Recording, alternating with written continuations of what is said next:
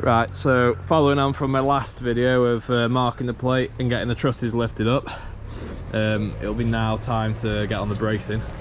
We've already done this, but I'll talk you through how we've done it and what we do using the drawing.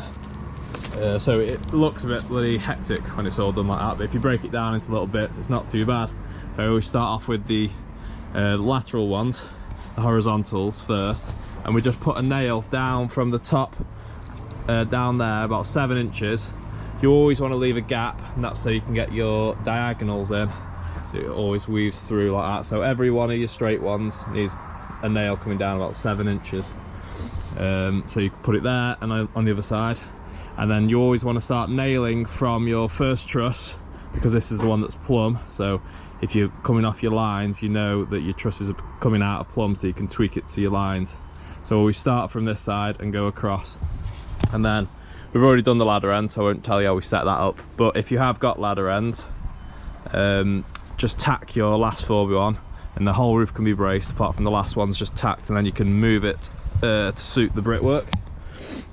And then looking here now, if you're just starting out, it's better if you can get a coloured drawing, because you can see here, like this red dotted line is the main diagonal, like that.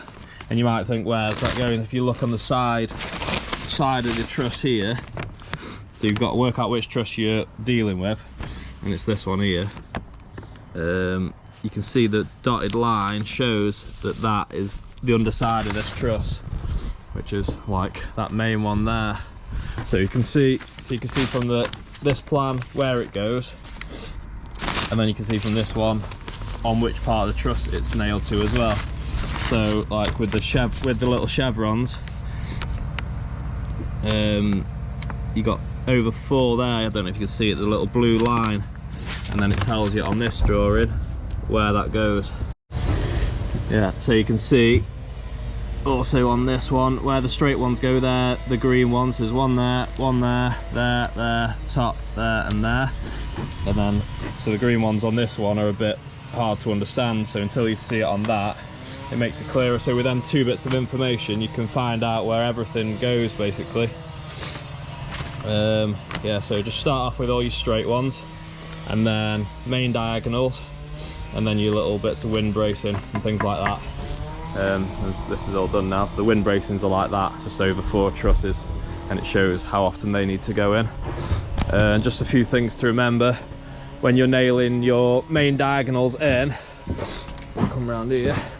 Building inspectors will always want to see it nailed down into the plate, so make sure you're always stitching into the plate. And then where you've got a girder, there's a girder at the front, we stitch it into the girder. Just make sure nothing hangs below the ceiling line, so it doesn't get in the way of the plasterboard.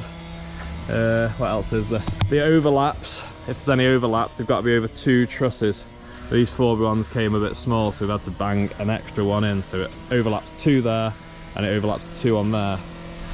Same with these straights, but on some sites the building inspectors want it to overlap more than that, so this is where the job gets a bit rubbish, because every site wants something slightly different. Same with how you put your straps on the end gables and things like that. So yeah, just got all that to consider. And then also, if you've got a big run of straight trusses, instead of marking them up, you can literally just use this nifty system jig. It's got cutouts at 35mm, spaced out at 600, and you can just go along and shoot them in like that. So starting from your first truss, you can just fly along with them. So that's a handy tool when they're all 600s, and even if there's a few that aren't 600s, just remember them and just avoid them ones. So you don't really even have to brace it really. Mark it, sorry. So yeah, so that's it really. So start with your straights, then your diagonals, using the 2 bits of information on the drawing, and you won't be too far off. It's like that half truss there, it's got loads of little diagonals and stuff, so using that and this here, you can sort of work out where everything goes. Yeah, so, and now we're on this roof, so we've done the ladders this morning, and we're just dropping the diminishing truss in now, but I've done a video on that as well, so I'm not going to bore you with that.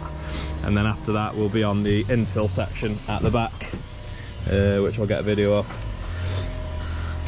So yeah, I'll just talk about bracing today.